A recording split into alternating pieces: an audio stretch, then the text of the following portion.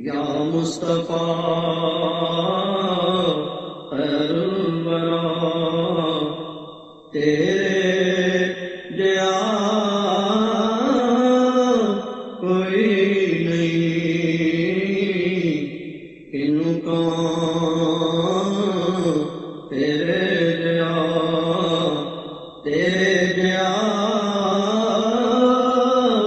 کوئی نہیں۔ الحمدللہ نحمدہ ونصلی ونسلم علی رسولہ الکریم، اما بعد فاعوذ باللہ من الشیطان الرجیم، بسم اللہ الرحمن الرحیم۔ یا ایہا الذین آمنوا اتقوا اللہ وابتغوا الیہ الوسیلہ وجاہدوا فی سبیلہ لعلکم تفلحون۔ صدق اللہ العظیم وصدق رسولہ النبی الکریم، ونحن علی ذلک لمن الشاہدین والشاکرین والحمد للہ رب العالمین۔ ان اللہ وملائکتہ یصلون علی النبی یا ایہا الذین آمنوا صلوا علیہ وسلموا تسلیما۔ الصلاۃ والسلام علیک یا سیدی یا رسول اللہ، وسلم علیک وعلی آلک وصحابک یا سیدی یا حبیب اللہ۔ معزز و محترم برادران اسلام و ارادت مندان دربار غوثی دماغ، بحمد اللہ تعالی آج ہم تقریباً 2 ماہ کے بعد اس ماہانہ روحانی اجتماع میں موجود ہیں۔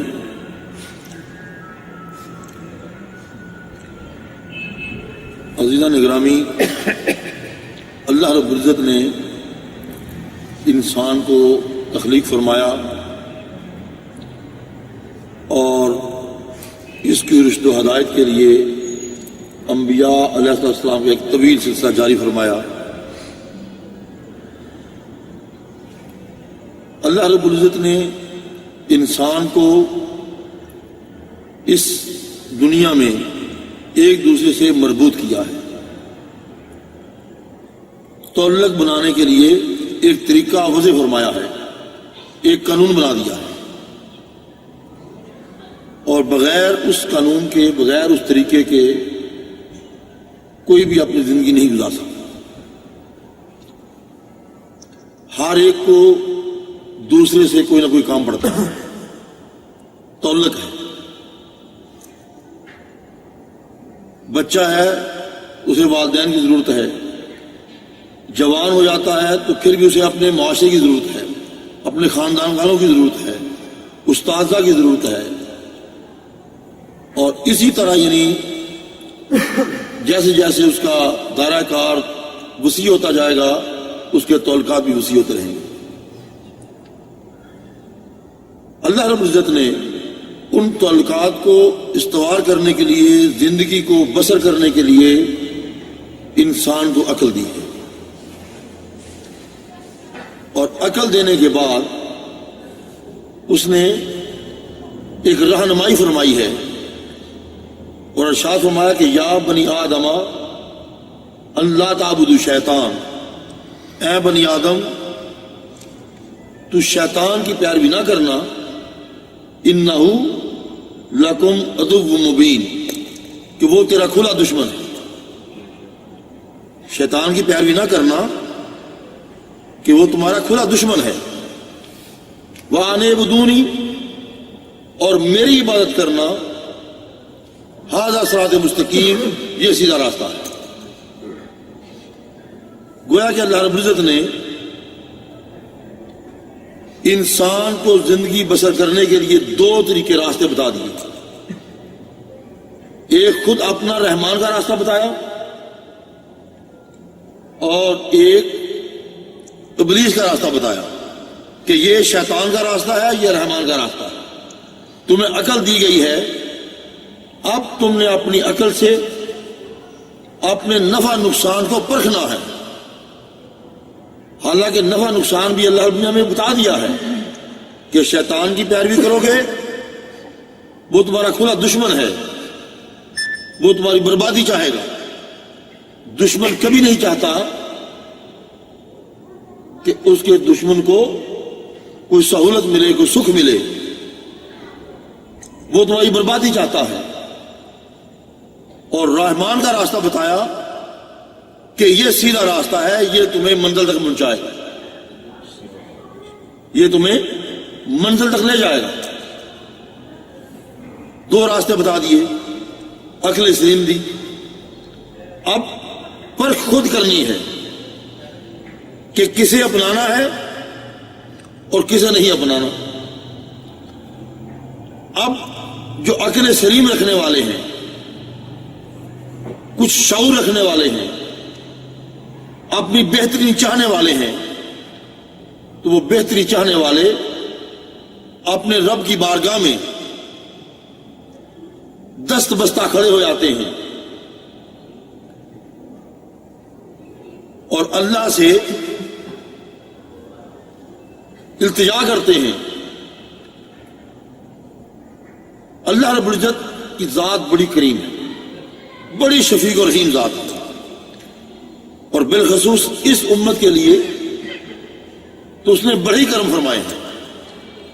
اس سے پہلی امتوں پر اس قسم کا اس نے کرم نہیں کیا، اس قسم کا رویہ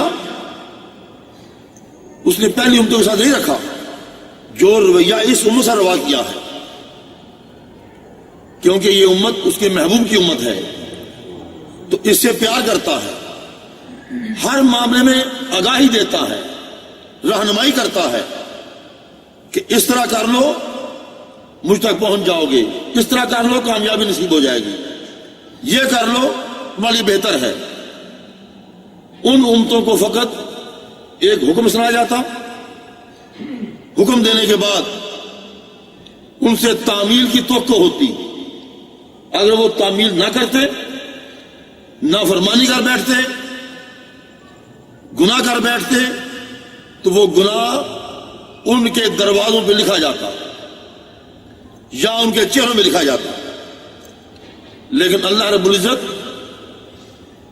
اتنا ستار العیوب ہے اس امت کے لیے کہ اس امت میں ہر گناہ ہونے کے باوجود وہ چھپاتا چلا آتا، کیونکہ اس کے محبوب کی امت ہے۔ وہ نہیں چاہتا کہ محبوب کی امت رسوا ہو، وہ رسوائی سے بچانا چاہتا ہے، اس لیے ہماری رہنمائی کرتا ہے، کہتا ہے میرے بندے تو مجھ سے رہنمائی چاہتا ہے، تو چاہتا ہے کہ اپنی زندگی کو بہتر کر لے، تو پھر صاف ستھرے کپڑے پہن کر،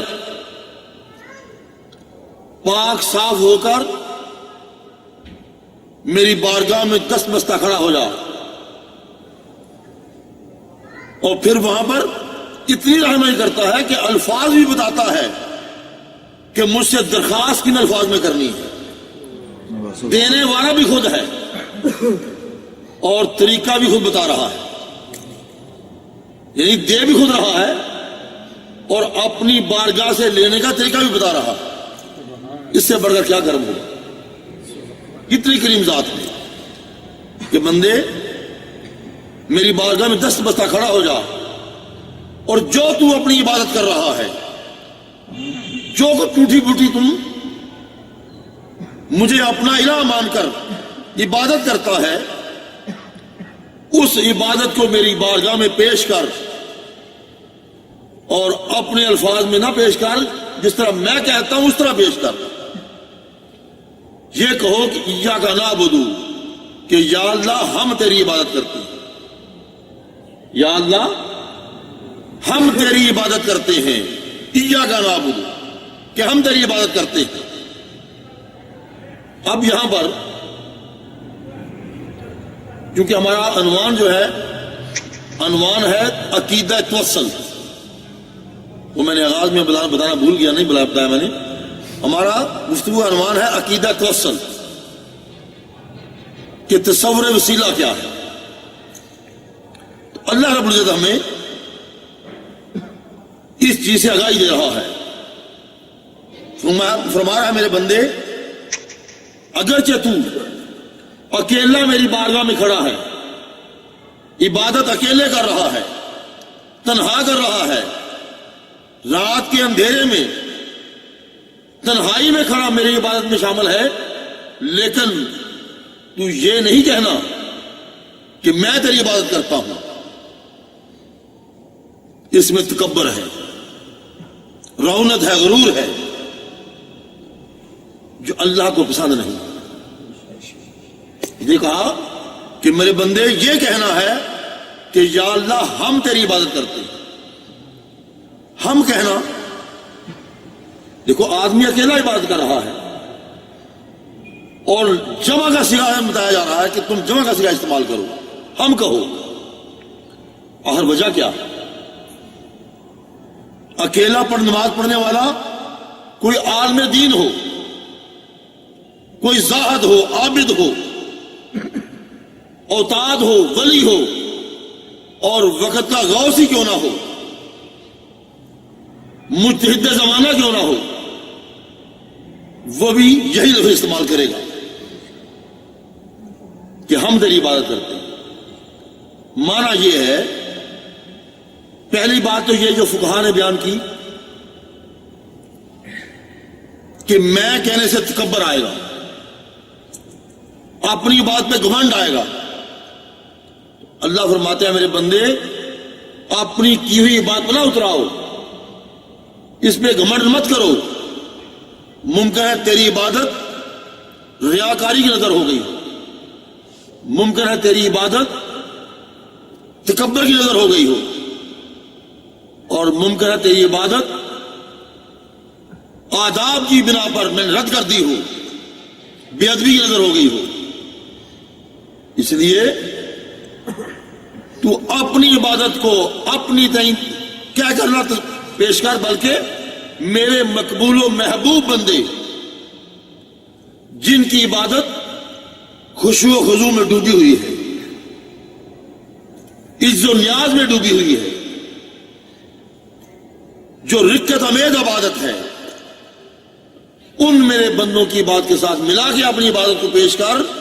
جب میں ان کی عبادت قبول کروں گا تو تیری بھی ساتھ کر لوں۔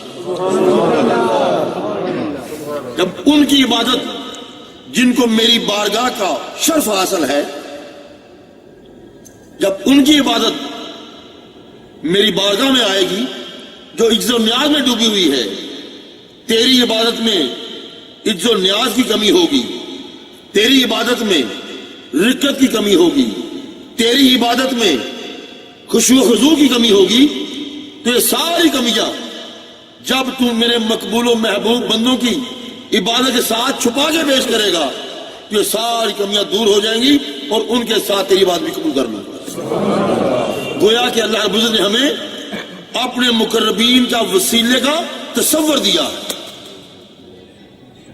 تصور دیا ہے کہ ان کی عبادت کے ساتھ ملا کے عبادت پیش کرو۔ لفظ ہم کہو، ایاک نعبد، اور یہ ہے کہ میری بارگاہ میں اپنی عبادت پیش کر لو۔ اور اس کے جب آدمی عبادت میں کھڑا ہے، اللہ کی بارگاہ میں کھڑا ہے، تو کیا وہ سیدھے راستے پہ نہیں؟ معنی یہ ہوا